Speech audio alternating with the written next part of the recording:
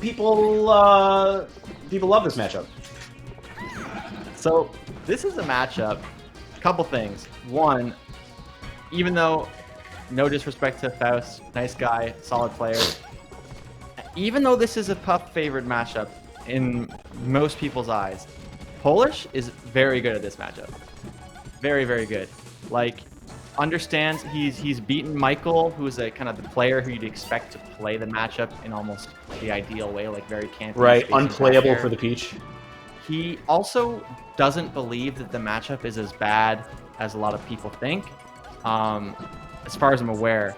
And having that attitude also kind of helps you win. You know, like you're like, no, Peach can do this. I don't need to worry too much. That was weird forward smash. Very weird. Got him on the backswing. It's super strange in two high-tier characters to have such a disparaging or such a disparate way of discussing the matchup. Like, there isn't a rift, a perceived rift at least, wider than Peach Puff, as far as two top tiers go, right? I don't even think, like, Falco Falcon is even close to that. At least in Mythos. Yeah. At least in Mythos. I actually, the more I play Falco Falcon, the more I'm like, I actually don't think this matchup is that bad. But that's a discussion for a different topic. Right now we're watching Peach Puff. I think this matchup is Puff favored, but I think some of the kind of discussion got very centralized around Armada as a player, and as we've all seen, even if we have a player as powerful as Armada, if you play a certain way and you approach the character in a certain way, you're going to view the matchup a certain way, and someone who plays very differently maybe might find that their playstyle, you know, works to Puff's strengths and weaknesses. Obviously, Polish not as good as Armada. I'm not trying to say that, but I do think there's, you know, maybe not as bad as Armada thought it would be after sort of different stylistic changes. Something to think about. Yeah, also, we had no reason to believe otherwise because it was the two peerless examples of those characters, right? Peerless. Oh, exactly. No one played even close to as good as either of them. So when Armada says Jigglypuff sucks, we have no reason to believe that that is false in any way, right? But like you said, it's based off of the perception of that player, of that character. So that doesn't necessarily make it true, except for him, right? And only now. So I think there's a lot to be developed in talking about this matchup. Yeah, no, absolutely. In terms of matchup specifics, I actually used to be a Puff main, so there is a fair amount of stuff that I'm familiar with. One of the things is what we just saw, where, you know, the more obvious thing is that rest is more on the table. Peach struggles to punish rest in the same way that someone like a Fox or even a Marth would. So she can rest a bit more aggressively, but one of her most consistent kill setups actually is that dare to up smash that you saw, which kind of is sort of known for being difficult to L cancel, but it's a very reliable kill setup because, you know, dare sort of hard to deal with, and then the up smash is surprisingly powerful. So that is probably one of the ways we'll see him secure a kill, besides just straight up edge guarding Peach, which is a thing that most characters can't even really do. And Drill's cool because, like, you can hit confirm into the up smash by, like, getting your drift right, because you have, like, so much time to, like, really just, like, position yourself in the right way. So it is very, very strong. Oh, for sure. Absolutely, yeah. So I think this is the kind of situation where there it is. Really there it is. Leverage that advantage. Good grab as well. Yeah, that is really good. As long as Peach stays grounded like that, that is actually super duper. And although this matchup is very different, this is what I'm talking about edge guarding. Like, no other character can do that. Like, no other character can pressure her from that position. The same with Samus. Like, that's why Puff does so well. One of the reasons why Puff does well against Samus is, like, actually really making Peach kind of frustrated. And yet, Polish, like, understood that situation and didn't try to contest it at all. He's just like, don't worry, you're going to run out of jumps. So and even then! Wow. Polish is playing leapfrogger on the ledge there. Oh, he gets little bits. Yeah, he's building percent, to say the least. What I was going to say earlier, oh my gosh. Okay. Wow. And yeah, Faust loses his jumps. What I was going to say was, when you're 2 stocks versus 1 stock, Puff has 1 stock. Yeah. Whenever you're the player that's not Puff, you're like, oh my god, please just let me close this out. I don't want to go down to 1 stock. I don't want to have this, like, clutch box rest crap on the table. So Polish managing to not enter that situation, and that's when the Puff gets superpowers. Like they feel like I got this, I can still get a rest, I can still turn it around. So really important to win that scenario. Love the grab there. Yeah, like one a stock advantage, and not even a full stock advantage. Like just being a stock up in a floaty matchup, and not just the floaties, the floatiest of floaties. That shit feels like you're miles behind sometimes. It makes the fishing for the kill like desperate. I really love how Polish used shield drops there to bait out certain options from Faust. Like he kind of was shield dropping, wave landing, like just using Peach's movement options in a really creative way until he baited in Faust. So really good stuff. Does manage to exit out of the Nair setup though, so good stuff to Faust there defensively. Okay, so what we're seeing from Polish, like in these corner situations, is just like 2 or 3 really fast, safe grounded movements and then a jump read. And he got it that time. Ooh, this is big. Start out Faust. Be able to cover this if he resets the jumps. Okay. Ooh. Oh, Dare was nice. Get Good interruption. Ooh. Yep. Very good. Yeah. This is close. This is very close. Man, that's such a good pressure move on the shield. Well, I was saying before that, like, you can rest kind of aggressively. That being said, it still doesn't feel good to just go for a kind of janky rest and miss it. And as a Puff player, like, you're kind of conditioned through all the other matchups to not really try to force rest, so you might not see it anyway. Right, and we haven't seen even an attempt yet from Faust. Well, the other reason for that is just the setups aren't as obvious. Like, you can't just sort of up throw rest like you can Fox or Falco. And a lot of the kind of typical stuff like up tilt, which is sort of the universal rest setup, doesn't necessarily work at a lot of percents. It works at the low percents, but they have to be DIing the correct way, and so it's kind of off the table pretty quickly. One that he could go for is actually a back air rest, but again, it's not really something you see, and maybe it's just safer to go for the kind of wall of pain anyway. Yeah, 100%. And you have to be tight with it, because Peach's Nair can absolutely break your attempts. But all the same, we haven't seen it once. I think he's more content in like just playing the life bar game. Just like get him to 100 and then go for the drill up smash. It seems to be working in his favor. At least it's keeping him even. Oh my gosh! Again, this is the matchup knowledge stuff I was talking about. That Nair to up air, the turn up to up air setup is the kind of stuff that, like, if you've played this character a lot, that's one of the ways to secure a kill.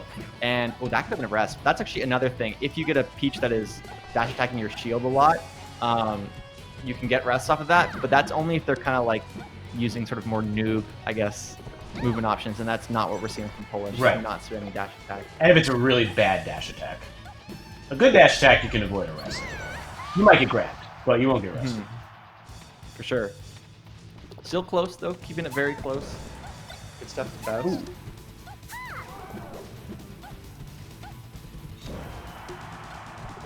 Alright, staying airborne, trying to force his way in. Polish, the wall. That's such a cool... I love that tech so much.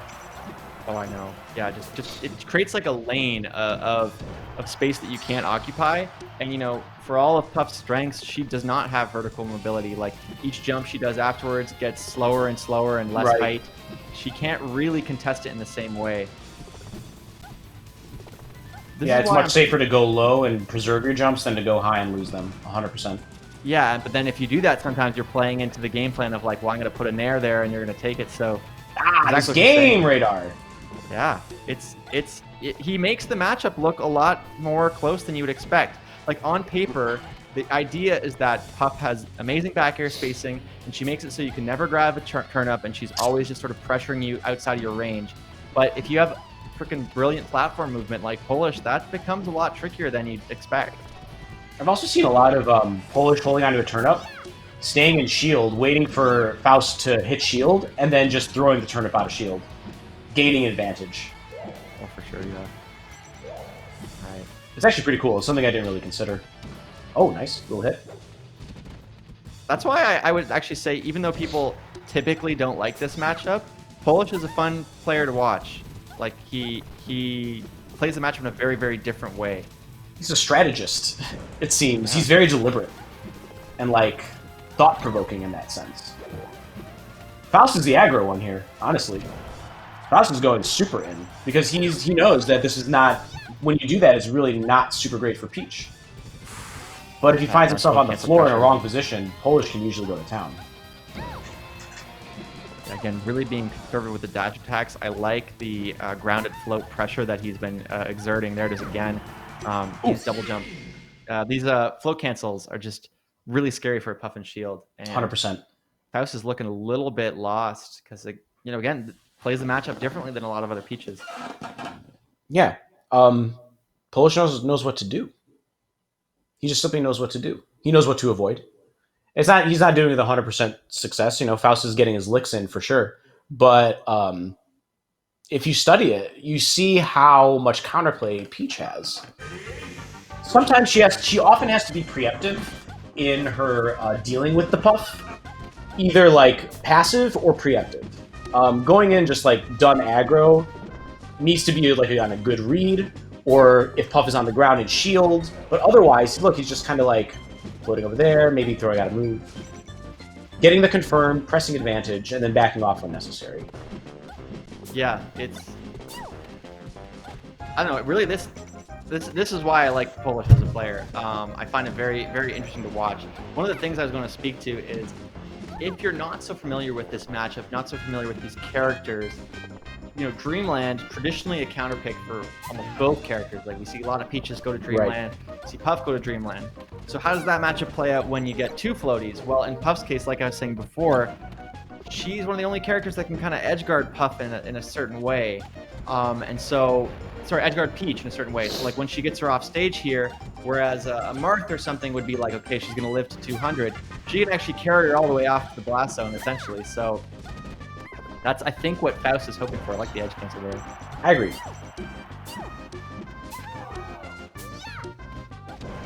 Oh, very unsafe turnip pull, but Faust rolls away, misses his opportunity. Did see Mr. Saturn there for a little bit, but doesn't. Hello, Mr. Saturn. Factor. Ooh, speaking of rare Hello. turnip pulls, he manages Hold to on to save that with the grounded nair. Okay, yeah. I mean, he read that roll, but he was just a little off. I know some Peach players, sorry to interrupt you, talk about this as if it's very much about getting that stitch. I think you can tell that that's not really his focus, but the stitch, of course, is like the comeback mechanism. Because a big part of the matchup is getting ahead. Puff can become so much stronger when she has a lead and she forces you to approach her.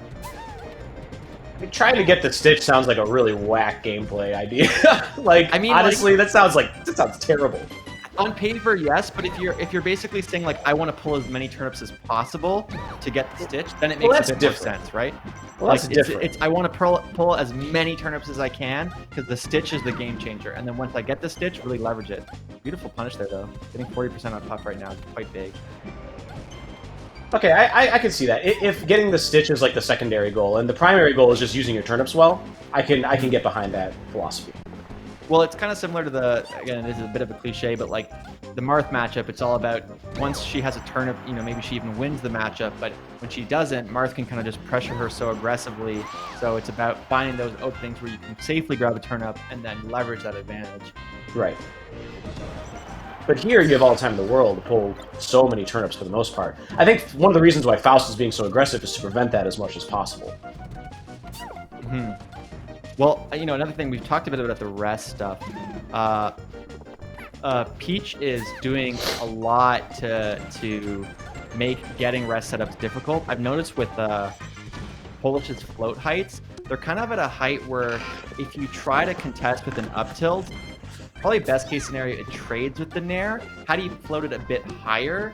The up tilt setup might be a bit more safe. So like we'll see it when they're closer to the ground that the way he's approaching him makes it so that he can't kind of safely go for the rest setups you would traditionally see. And again, it's these kind of adaptations that make it look like a much better matchup. Yeah, 100%. Okay, gets away from the nair down smash. It definitely took the game in the first game. He's rolling away from that as much as possible. All the same, though. Okay, hang on. And once again, we see sort of that turnip game plan earlier where he had some space and he opted to instead try to grab turnips here. Once again, doing it, he's looking for the good turnips. Might as well if you got the time.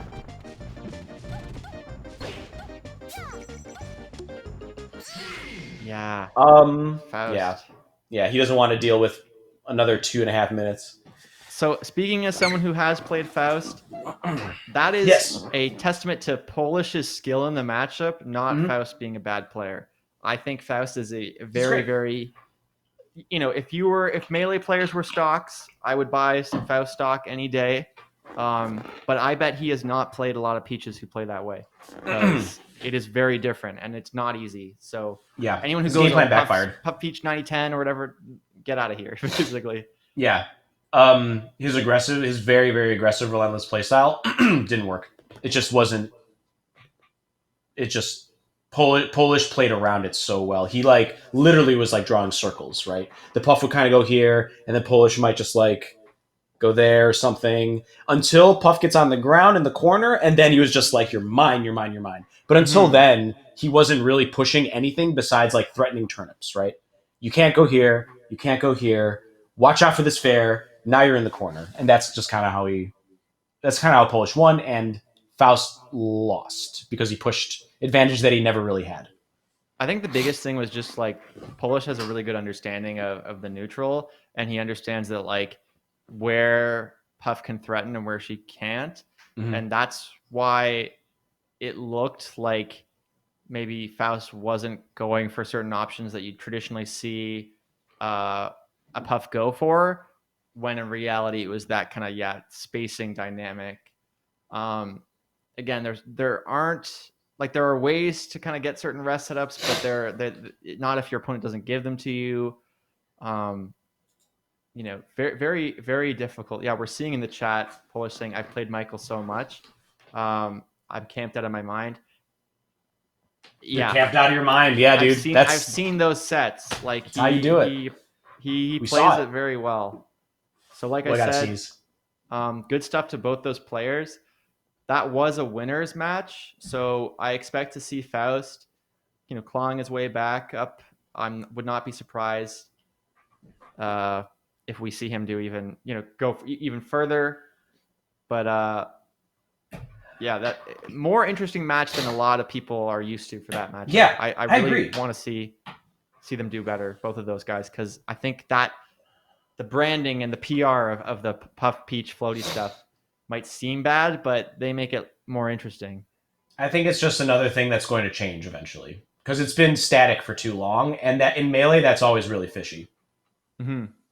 Gentlemen, this is the end of your block. Hey! If you don't mind giving a shout out to the sponsors here, Hitbox and Galint, and I know you guys shout out hacks earlier today, and then plug yourselves, and then we're gonna bounce out to the next set of commentators. Wonderful. We are on our way out, but first, and I guess we'll split these.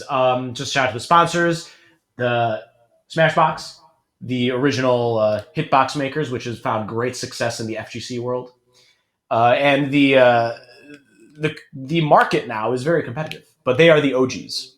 So shout out to And Smashbox. they've changed some stuff. They've got they include their adapter, which I actually own. They have a adapter for the GC, like the kind of Nintendo Switch one that you'd get, and Right. it's very high quality. So definitely something to check out if you haven't already. It seems like they've kind of updated the layout too. So shout outs to Hitbox, of course. I've interacted with some of the guys there, and they've always been super nice. As for shouting at ourselves, do you want to go first, Jake? Oh, sure. Oh, but first, Gal Gaming, continue watching. There's more today on this channel and BTS Smash. And tomorrow is, I believe, top 16 or top 8.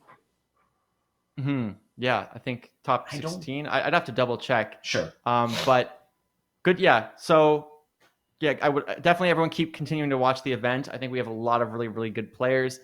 I'm really happy already that we're seeing kind of this early on in the tournament matches that are very, very high level and interesting. So it really just bodes well for what we're going to see from the rest of the event. Everyone's getting better, Radar. Everybody is getting Very better true. all at the same time. Absolutely. Yeah. So can you tell us where to find you? Check yourself out. Yeah. Right here. This is hard. How do Weathermen do this? Oh my god. It's at the bottom of the screen. Dr. Shakespeare. That's me. You can find me there. And then do whatever you want. Perfect. Yeah. You can find me at Radar SSBM on Twitter, on YouTube. It's youtube.com/micromelee. I do a bunch of tutorial videos and that kind of stuff. And shout outs to the commentators that are coming next. I think we have Nathan Sandwich and Zane should be the next people. So hope you guys enjoy that. But thanks for having me again. And I'll see you guys next time. Bye, guys. Radar, great commentating with you. Yeah, it was good.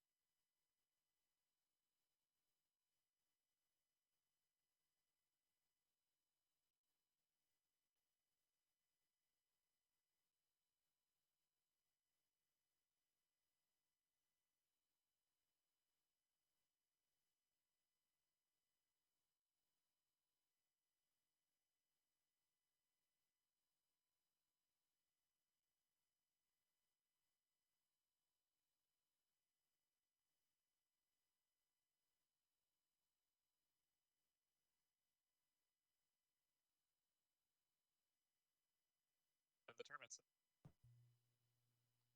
Yo. Alrighty.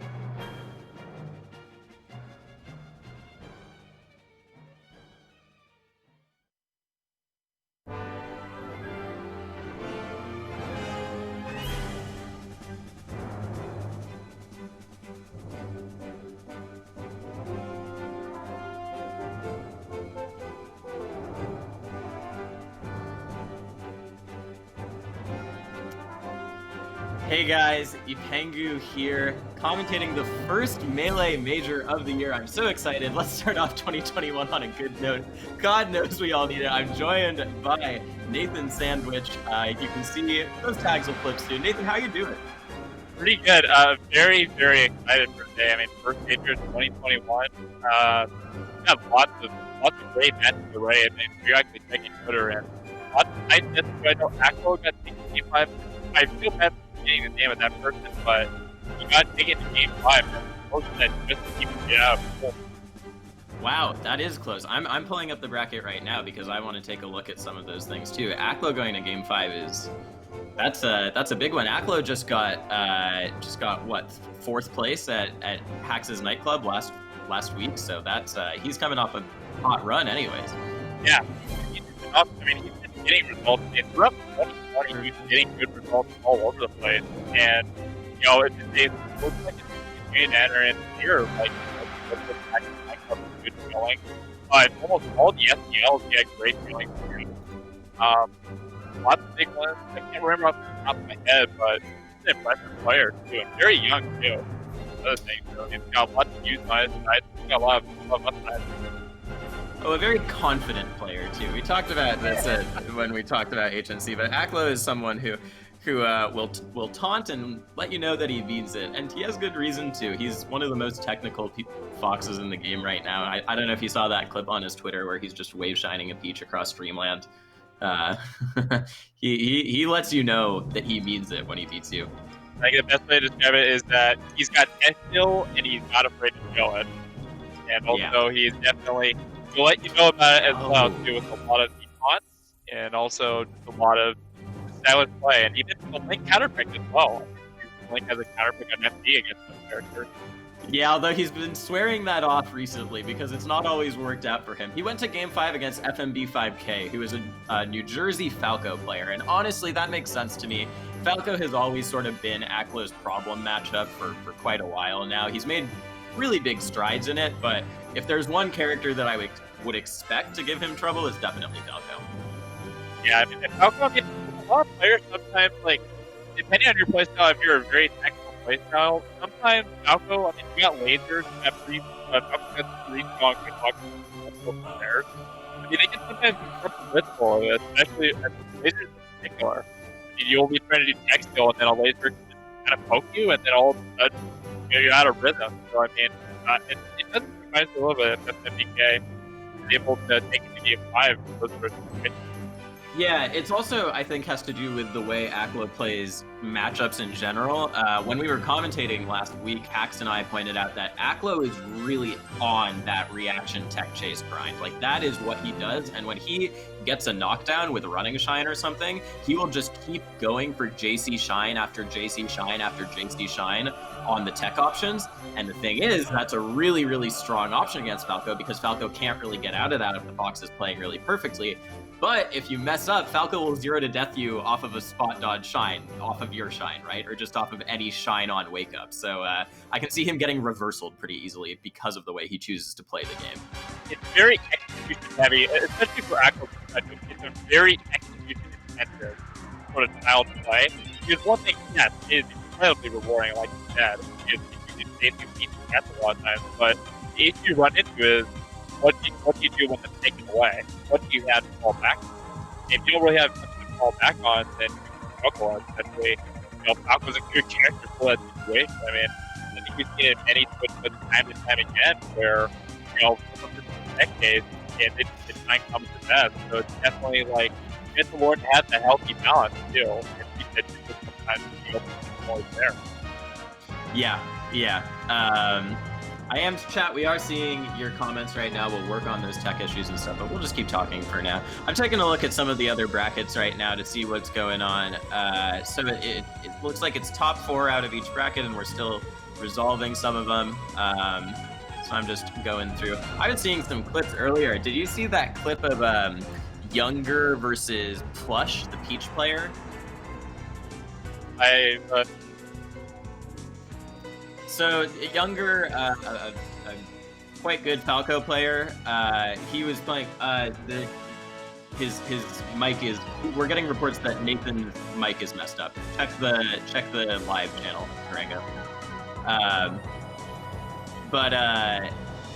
Yeah, the Younger played against Plush, and Plush made some incredible conversions off of up smash of all things, which I have been seeing a lot more Peaches using when I run into them on net play. But he was using it to call out the approaches from Younger, which I mean makes sense. Falco has to connect vertically, you know. I think we're gonna get Nathan to reconnect really quickly so that we can resolve the tech issues. I'll just shoot the shit with myself until then, until we get Nathan in. You sounded great to me the entire time, so I'll see if chat says anything. Chat, can you hear Nathan now? Getting most of the updates from Nate Gallagher, so it's just two Nathans collaborating. I guess let's go mic check 1 2 1 2.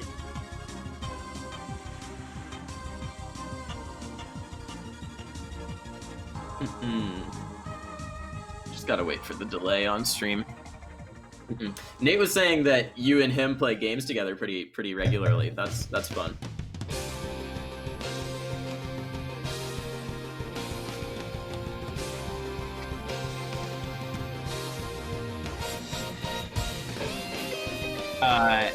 Yeah, I was playing a bunch of Codenames last night actually with friends. I love that game.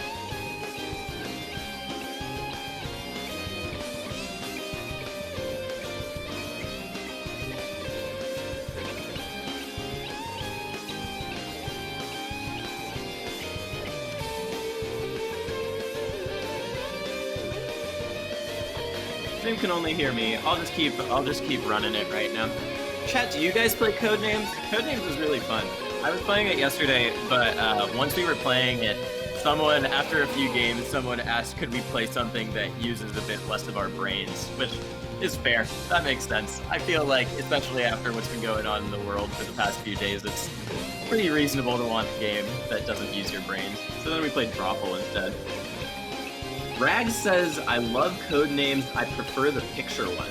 Picture Codenames? What is the picture Codenames? I don't know, I don't feel like like Pictionary? I know Pictionary. I know Pictionary, trust me.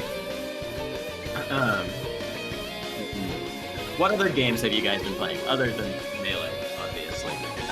Since that's what's mainly been occupying most of us, I think.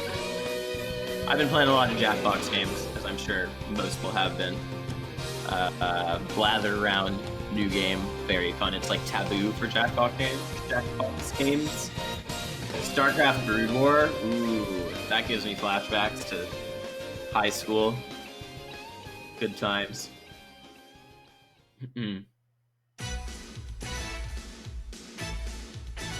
Chat, can you hear Nathan now? Okay, can you hear me? Mic check 1 2 1 2. Mic check 1 2. Your video is frozen on the scene. Oh my god. Seems like they can hear you now, but you're quiet. So maybe turn up your levels, but it seems like the input is working. Which, okay. We got our stream level taking care of the levels. That makes me think you probably fixed it. That makes me think that your browser was probably redirecting to your internal mic, and now that you switched to your other mic, we've got it quieter. So that would make sense. Okay. Working on fixing your camera too. Let's see. I may try, since they can hear me, I'm gonna try refreshing my browser in this case. Go for it. Okay.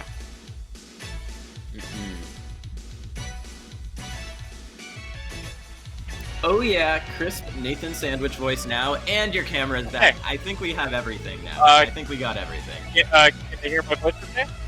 I think so. Right. Yeah, now we're good. That makes it a camera quality. For some reason, my camera's a little bit fuzzier than usual for some reason, but either way. Don't worry about it. I'm using a 5-year-old laptop camera that makes me look completely desaturated. I was on a Zoom call with people from my grad school cohort, and they asked me, Zane, how do you do that thing with your camera where everything is black and white except for your couch. I was like, that's just my camera. I didn't do anything. I have a terrible webcam. It's just a stroke of luck, I guess, the scenery you have in order to have a good camera quality, I guess. Camera Yeah. they would say. Yeah. All right, but we're here now, I think. What games have you been playing in quarantine other than Melee? A good question. Well, I already mentioned Among Us and Code Names. I'm actually a pretty big hockey fan as well. I played a game called Host of Hockey, really fun hockey game, and then also Blood Hockey, and hockey is a really fun sport, and you need to get a lot of people involved with hockey games. I go to all that games like solo games and getting into but it also it's really entertaining as here. Oh, congrats! That's awesome. What solo games have you been looking into? Hades has been the solo game that's taken up all of my time for the past few months. Oh yeah, Hades definitely. Hades is definitely a really big game. A lot of people are playing. For me, mostly just like solo quest games, like a Celeste. I've been looking to get into Celeste a little bit. Maybe just doing a playthrough of that. I have a funny one. About Battle for the Game Bomb as well. One game I've been playing in, and then even just I don't know, maybe just some social games with friends. I mean, I have like this big list of games, but those are just a couple of games I can just list off the top of my mind that I'm looking into just enjoying when I'm not playing Melee. Yeah, I feel you. I also have been thinking about doing another Celeste playthrough because that game is just so good.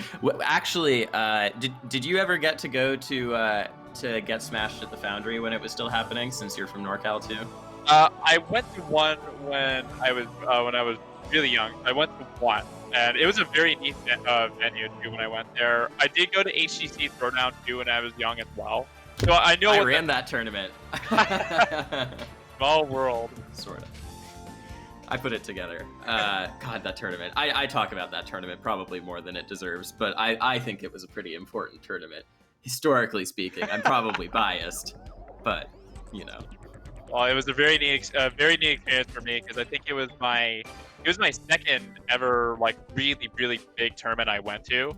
Because the first one was I'm at Yelling, which was in Oakland in April 2015. So I guess we have a bit of overlap ourselves with some of the stuff because that was like my second really big tournament I went to. So I remember that tournament very vividly. And I guess in the small world, you're the one that ran it. Yeah, well, I was working for HTC Esports at the time, so I did part of the running. I don't want to take too much credit. Andrew was the TO for that tournament, and one of the reasons I think that tournament was pretty historical because that was one of the first attempts at a one-day major, and there were some issues, but I mean, by and large, we ran a one-day major, and we also flew out so many pro players, and it was one of the first times that a tournament from a non-endemic source, from like a third-party sponsor, flew out a bunch of top players. I have some stories about getting the top players into their hotel rooms at that tournament that we can share maybe later on in the stream. Maybe it's a bit too early for those. Yeah, definitely. I mean, I remember too when I think it was like Wizzy went, HBox went, Leffen went. I mean, there was a lot of people, a lot of big names that went.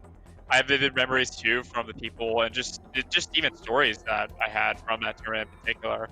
Like I had to play Plup and Wizzy in teams with my friend Malcolm. So that was one big thing I remember from that tournament. And then I had to play Alex 19 in Melee singles. So those are my big memories from that. Aside from a bunch of just interactions with top players and also just sitting in the crowd. You could probably even see me in cameo at some points. And so you could see a young 17-year-old Nathan Sandwich in the crowd there on some of the stream VODs. I remember, I think I played Pew Pew You in singles, and the month before I had won a giveaway from Kevin's stream to win a CLG jersey because it had been the wrong size for him. So I wore the jersey under my jacket, and then I sat down and pulled off my jacket when we played to reveal the jersey because me and him knew we were friends already. So I did it, and then he whooped me, but it was fun. And what else happened? That was one of my first real commentary gigs, and they pulled me in. Also, I had some fun commentary moments, such as Aiden Calvin, the greatest TO in the world, getting Warlock punched by Bizarro Flame on stream. That happened, and then I still make fun of him every time I see him, because I've been to 2 separate tournaments where I've witnessed Aiden get Warlock punched, but they also pulled me in on a whim because someone couldn't show up, and I got to commentate Mango losing to MacD, which was a crazy upset. That was also the tournament where Brandon beat Plup. Just a ridiculous tournament. It's actually insane because I have vivid memories too from the crowd's perspective. I mean, I watched pretty much the whole thing. I went down. I do remember when the crowd roared when Aiden did get Warlock punched. I remember the big crowd too when Brandon beat Plup, and then I remember sitting. I think it was eating food or whatever when Mango lost to MacD. So it's kind of crazy. So I guess like from our own personal experiences, we actually can like say it from like our own personal point of view because we were actually there and we witnessed it all happen. I also remember. Oh, we got matches coming up.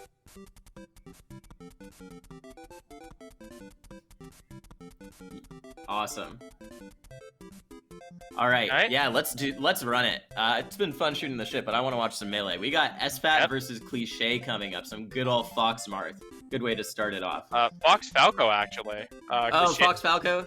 Yeah, Cliche. I was reading wrong. Cliche has actually been playing Falco, unless he made a swap and played Marth against SFAT. We'll see. I think it's Marth. I think it is Marth, yeah. So let's see. Obviously, oh man, how do you talk about SFAT versus Marth?